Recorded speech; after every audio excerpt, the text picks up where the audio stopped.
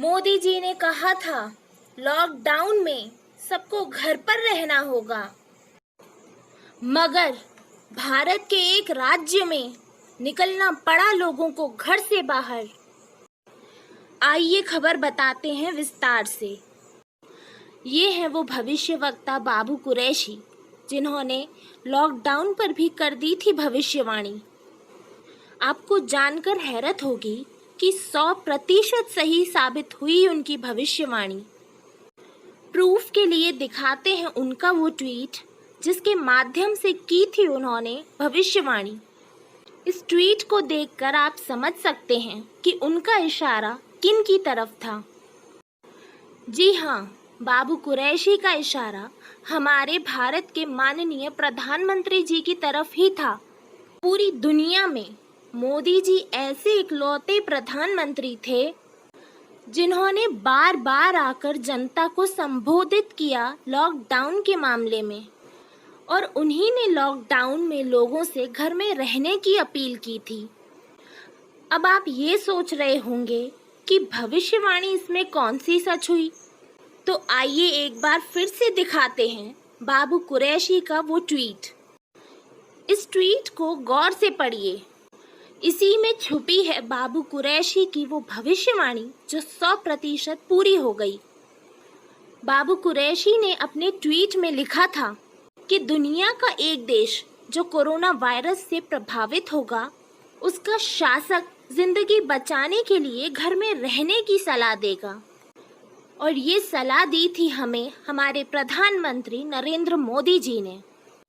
बाबू कुरैशी ने ये भी लिखा था अपने ट्वीट में, देश के एक राज्य में कुदरती आपदा लोगों को घर से बाहर निकलने पर मजबूर कर देगी। तो हुआ भी वैसा ही। भारत के एक राज्य पश्चिम बंगाल में अम्फान तूफान कुदरती आपदा के रूप में आया 20 मई 2020 को, और बाबू कुरैशी ने भविष्यवाणी की थी 13 मई 2020 को। 11 लाख से अधिक लोगों को घर से बाहर निकलने पर मजबूर होना पड़ा अम्फान तूफान के डर से। पश्चिम बंगाल की सरकार ने 11 लाख लोगों को घरों से निकालकर दूसरी जगह शिफ्ट किया। तो इस तरह बाबू कुरैशी की कही हुई बात 100% सही साबित हो गई। सिर्फ इशारा ही नहीं, मुकम्मल बता दिया था बाबू कुरैशी ने तूफान के बारे में। और इस ट्वीट के माध्यम से भी 16 अप्रैल 2020 को कर चुके हैं बाबू कुरैशी समुद्री तूफान की भविष्यवाणी। इसे पढ़कर आप समझ सकते हैं कि समुद्री तूफान साफ कह दिया था उन्होंने। और समंदर की बात की थी तो समंदर में ही बना तूफान का चक्रवात और समंदर से ही टकराया तूफान। बाबू कुरैशी कोई मामूली भविष्यवक्ता नहीं है। अभी हाल ही में उन्होंने वैज्ञानिकों से अपील की थी इस ट्वीट के माध्यम से 19 मई 2020 को। इसमें उन्होंने महाराष्ट्र और गुजरात के समंदर का इशारा दिया है।